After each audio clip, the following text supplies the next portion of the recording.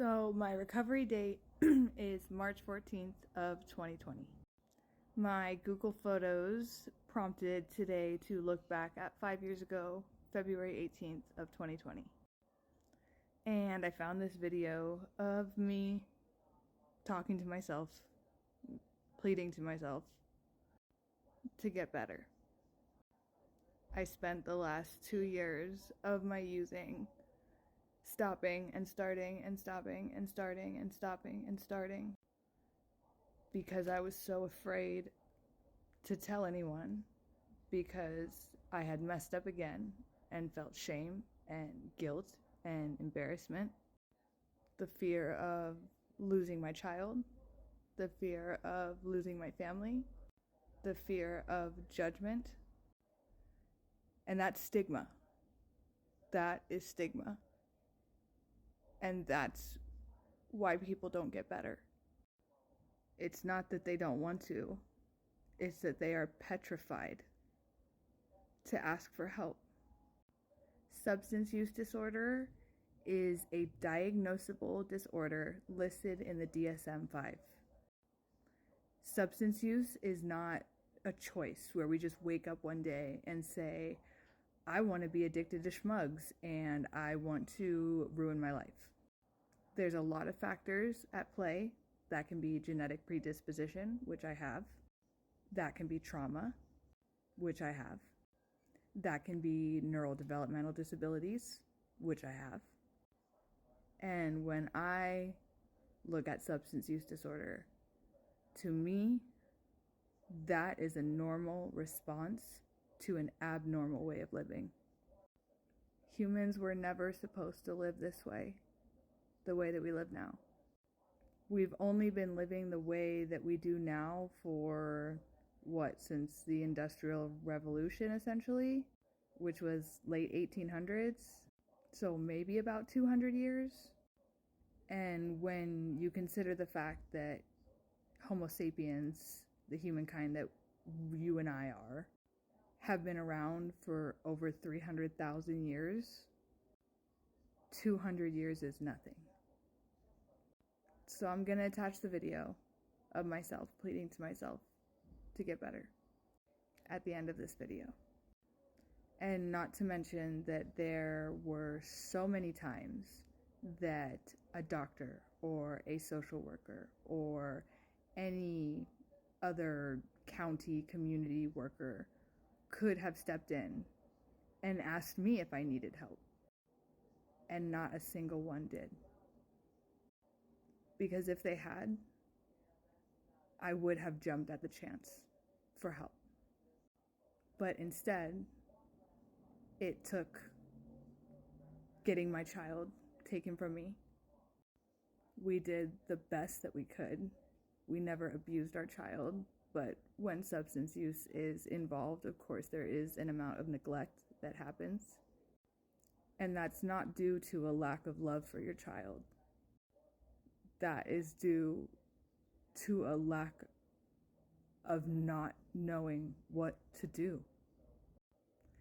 When 12-step programs are kind of the only accessible thing for people, and you're someone who doesn't align with that ideology, and not to mention that it's not evidence-based, there's no evidence to support that it works, and no disrespect to the people that it does help.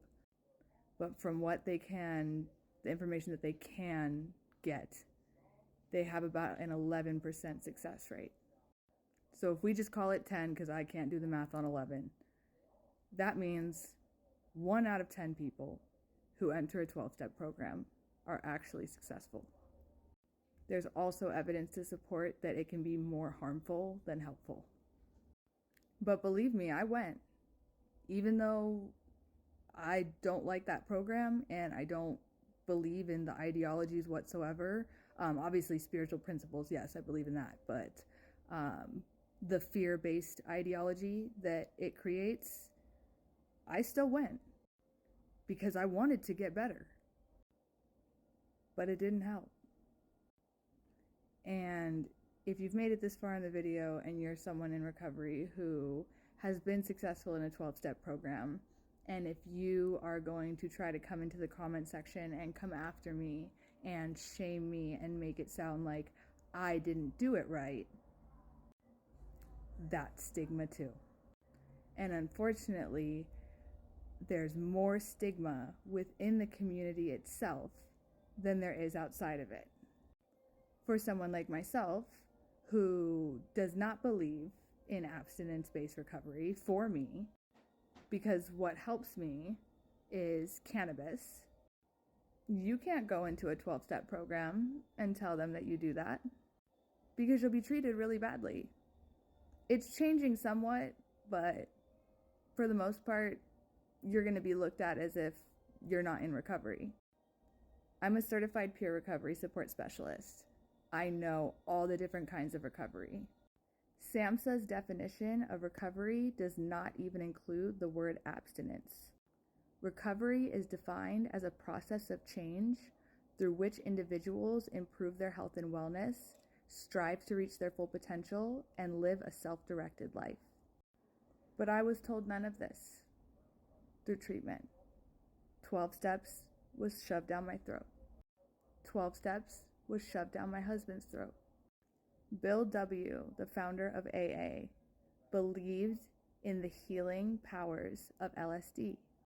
Way down you can find a video where I explain all of this. He was later made to retract those statements because it did not align with the AA program. But Bill W. believed that LSD could cure alcoholism. My recovery journey includes psychedelic therapy. There has been nothing that has been more helpful to me than that. Not to mention that the spiritual experience that Bill W. had while he was in the hospital, detoxing from alcohol, was while he was given a substance called belladonna. Now, belladonna is a psychoactive plant. Bill W. built the ideas of the AA program while on a psychoactive substance. If you don't believe me, go look it up yourself. But if you've made it this far, I'm going to attach the other video now. So this was 5 years ago. Kenzie, take the Suboxone. You don't need to pick up. It's what you want. It's what you always want right after you pick up. It will make you feel better. Please take the Suboxone. Please. I love you. You can do this.